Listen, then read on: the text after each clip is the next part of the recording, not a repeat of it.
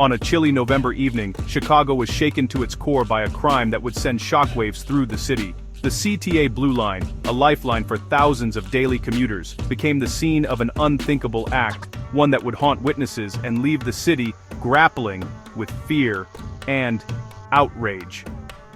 What began as a routine ride home for many quickly spiraled into a nightmare that no one could have anticipated. The train car was packed with people, students, workers, families, each lost in their own thoughts, scrolling through phones or chatting quietly. Suddenly, the ordinary hum of the commute was shattered by a horrifying attack that unfolded in seconds but would leave scars for years to come. On November 17, 2025, as the train sped between stations, a man allegedly approached a female passenger, later identified as Victim A. Without warning, he doused her with gasoline and set her on fire. The flames erupted instantly, filling the car with smoke and panic. Passengers screamed and scrambled to escape, some rushing to help, others frozen in shock. The chaos was overwhelming and the sense of safety that riders once felt was shattered in an instant. Emergency responders arrived within minutes, battling both the flames and the confusion. Paramedics worked frantically to stabilize Victim A, whose injuries were described as life-threatening. She was rushed to the hospital, her fate uncertain, as the city held its breath. The attack left not only physical wounds, but deep emotional trauma for everyone who witnessed it. Authorities quickly determined that the attack was unprovoked. There was no robbery, no argument, just a senseless act of violence that has raised urgent questions about the safety of public transportation. Riders now wonder, could this happen again? What can be done to protect those who rely on the city's trains every day? The gravity of the crime drew immediate attention from federal authorities. The Bureau of Alcohol, Tobacco, Firearms and Explosives, known as the ATF, took over the investigation, working alongside local police to piece together what happened and why. Their presence underscored just how serious and rare this kind of attack is, and how determined officials are to bring the perpetrator to justice. As the legal process begins, Chicago is left searching for answers. The city mourns for Victim A and stands in solidarity with those affected. Residents demand justice and hope that out of this tragedy, new measures will be taken to ensure the safety of everyone who steps onto a train. For now, the city waits, united in grief and determined to heal. The suspect, Lawrence Reed, was swiftly identified and arrested by Chicago police and federal agents. Prosecutors allege Reed bought gasoline, boarded the train, and targeted Victim A in a calculated act of violence. Security cameras captured Reed's movements, buying gas, entering the CTA, and boarding the train. The evidence paints a chilling picture of premeditation. Reed faces federal charges for what authorities call a terrorist act against public transit. His criminal background is now under scrutiny as the court debates whether he should remain in custody. The focus now shifts to the evidence and legal arguments that will determine his fate. Prosecutors say the case against Reed is built on overwhelming video evidence. Security cameras tracked Reed from a gas station to the train, capturing the attack and his face clearly. This digital trail forms the backbone of the prosecution's case, leaving little doubt about Reed's involvement. The video evidence is so strong that the government argues Reed should remain in custody before trial. With such direct proof, the trial will likely center on Reed's intent and mental state, not his identity.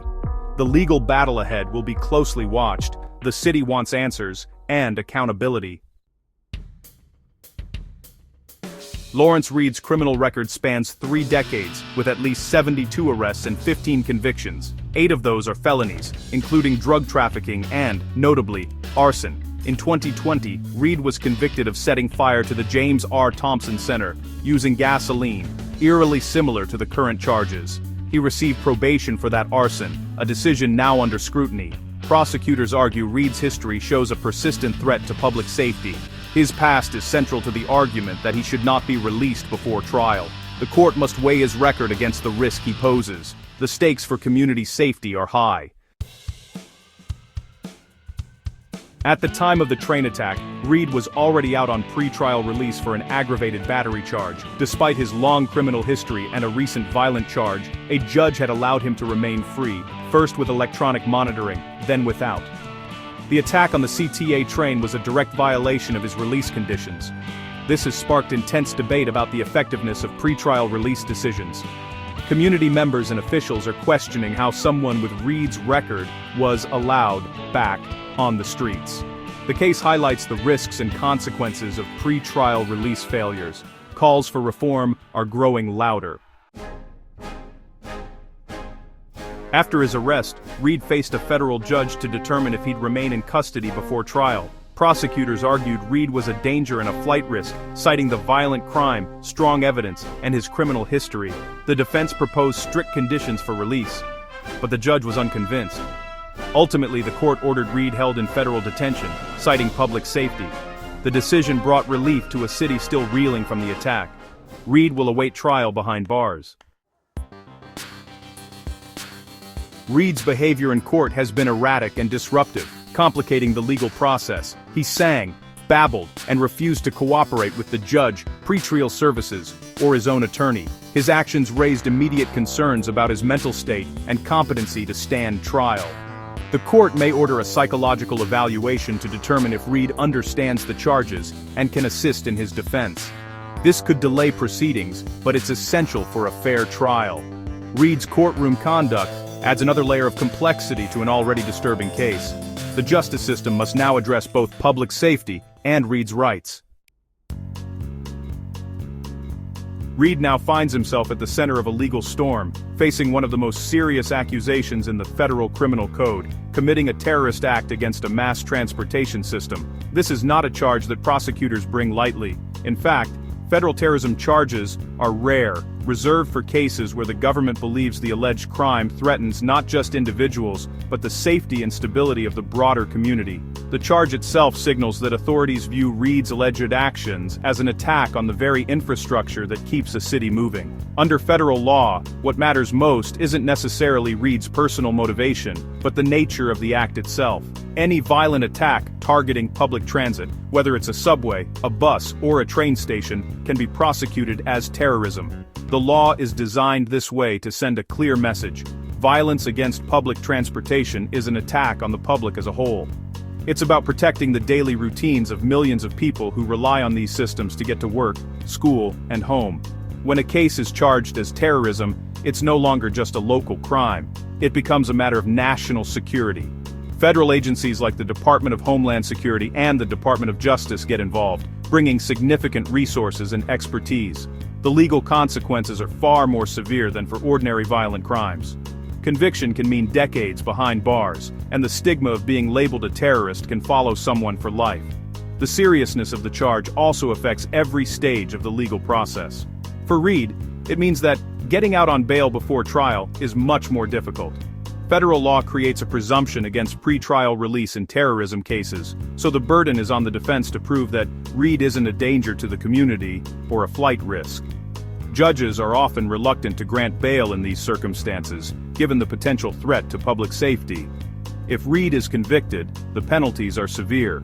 Federal sentencing guidelines for terrorism-related offenses are among the harshest in the system. Reed could face decades, or even life, in a high-security federal prison, far from family and community.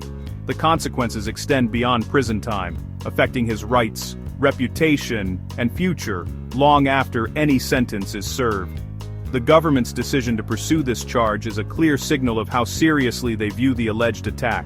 It's not just about punishing one individual. It's about sending a message to anyone who might consider targeting public infrastructure. Law enforcement agencies want to reassure the public that they are taking every possible step to keep transit systems safe.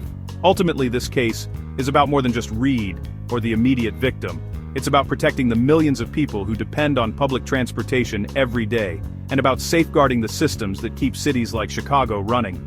The outcome of this case could influence how similar crimes are prosecuted in the future, shaping the legal landscape for years to come. As the case moves forward, all eyes will be on the courtroom. The verdict will not only determine Reed's fate, but also set a precedent for how acts of violence against public transit are handled in the United States. The recent attack on the Blue Line has sent shockwaves throughout Chicago, igniting widespread concern about the safety of public transit. For many residents, the Blue Line is more than just a way to get around. It's a lifeline that connects neighborhoods, jobs, and families. The incident has left commuters feeling vulnerable, and has prompted urgent conversations about what it means to feel safe in the city's bustling transit system. But the impact of the attack goes beyond the train platform. It has also cast a spotlight on the criminal justice system itself. The revelation that the accused, Reed, was out on pretrial release at the time of the attack has fueled a heated debate over bail reform and whether current policies are truly serving the interests of public safety. Some argue that reforms are necessary to prevent unjust detention, while others worry that the system may be putting communities at risk. As the case moves forward, it will pass through a series of complex legal steps, including pretrial motions and possibly even competency hearings to determine Reed's mental fitness to stand trial. Each stage will be closely watched, not only by legal experts, but also by a public eager for transparency and accountability. Eventually, the case may go to trial, unless a plea agreement is reached beforehand. The legal process can be long and emotionally taxing, especially for the victim's family who are seeking closure and justice. The outcome of these proceedings will have far-reaching consequences, not just for those directly involved, but for the entire city. City leaders, the victims' loved ones, and everyday Chicagoans are all watching closely. Their calls for justice are joined by demands for meaningful change that addresses not only this case, but the broader issues of safety, fairness, and trust in the system. Activists and community members are rallying for reforms that go beyond the courtroom. They're calling for investments in mental health services, better support for victims, and stronger safeguards to prevent violence before it happens. For many, this case has become a symbol of the urgent need for systemic change in Chicago. The city's response is being closely scrutinized. Increased police patrols, new security measures on transit lines, and expanded surveillance are all being considered as ways to reassure the public and deter future incidents. But these steps also raise important questions about privacy, civil liberties, and the balance between safety and freedom. At City Hall, policymakers are debating new legislation that could reshape how pretrial release is handled and how transit security is enforced. The decisions made in these chambers could set a precedent for cities across the country as leaders grapple with the challenge of keeping communities safe while upholding justice and fairness. For now, Chicagoans are left waiting for answers, for accountability, and for a sense of security to return to their daily lives. The city's future may well depend on how it responds to this moment and whether it can find a path forward that protects both safety and justice. As the legal process unfolds, all eyes remain on the courthouse. The outcome of this case will not only determine the fate of one individual, but could also shape the future of public safety, criminal justice, and community trust in Chicago for years to come.